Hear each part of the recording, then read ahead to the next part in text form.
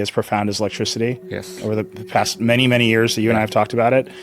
But you said something yesterday that I think adds to that, which is that we're in a new phase of the platform shift. Yeah. Right. And people have talked about AI being a platform shift for quite a while. That always has meant to me that there's a user interface platform shift coming, right? We're going to interact with computers in natural language in more natural ways, and they will interact with us back in that same way, and everything will change. Is that the platform shift?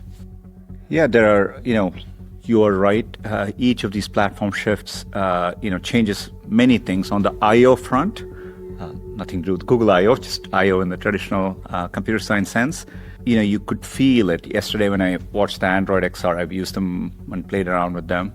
But watching it, two people talking in different languages, you can envision the future one day where it'll actually be seamless. In a way, you couldn't have done it with phones. You couldn't have done it without AI. Because there's nothing in your way, you're looking at the other person and talking, right? And so that is an element of platform shift, but there are many more elements, right?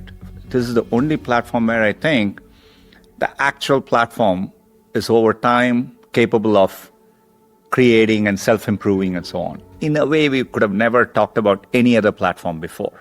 So that's why I think it's much more profound than the other platform shifts. It'll allow people to create new things in a way, because at each layer of the stack, there's going to be profound improvements.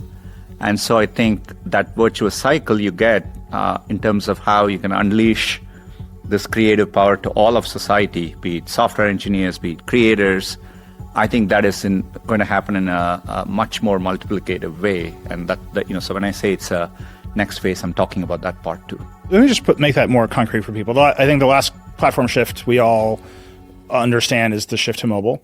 That's right. And that was, right, we're going to have multi-touch, we're going to have faster cell connections, we're going to increase processing power that can go with you everywhere. And then there was a layer of applications that was enabled by all of those things. Yeah. You can push a button and a Toyota Camry will show up wherever you are in the world. It's like a very powerful thing that required all of those ideas. How would you describe the phase we're in now compared to that? The phase of this, because the first phase of AI was the transformers work and the models work, and we can all see this capability. Yeah. The second phase, what is it to you? Just imagine, like when the internet came, blogging became a thing.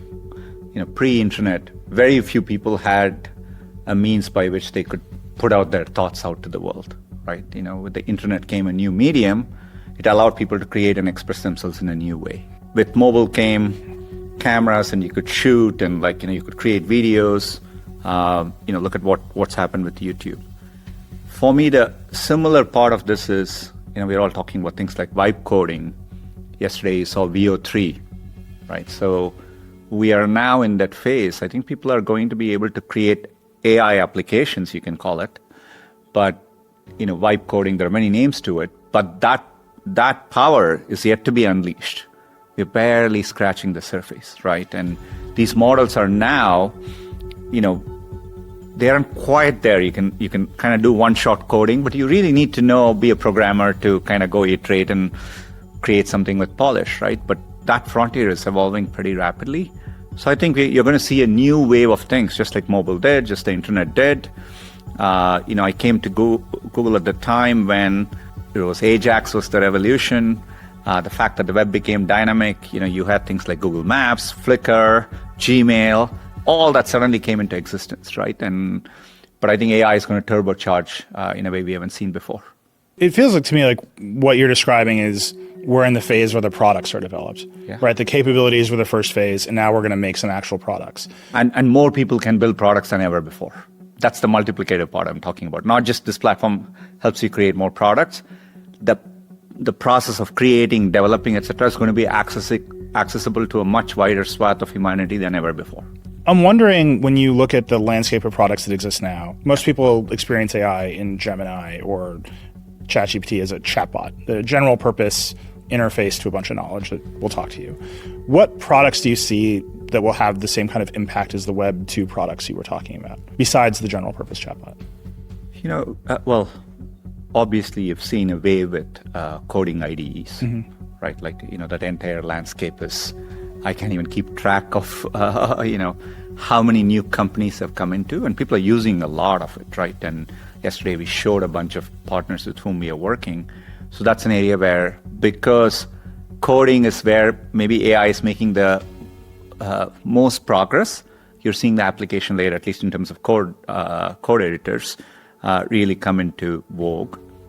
We've had success with Notebook LM, right? We're launching products like Flow yesterday, right? Flow is a new product which allows you to create and imagine. So those are all applications we are doing. I think others are beginning to do. People are working on like legal assistants, and there are all kinds of startups. I was recently in a doctor's office, and they do have AI kind of look at it, transcribe the whole thing, put it all in reports and so on. That's at an enterprise application layer. Kind of completely works different than when I went to that visit 2 years ago.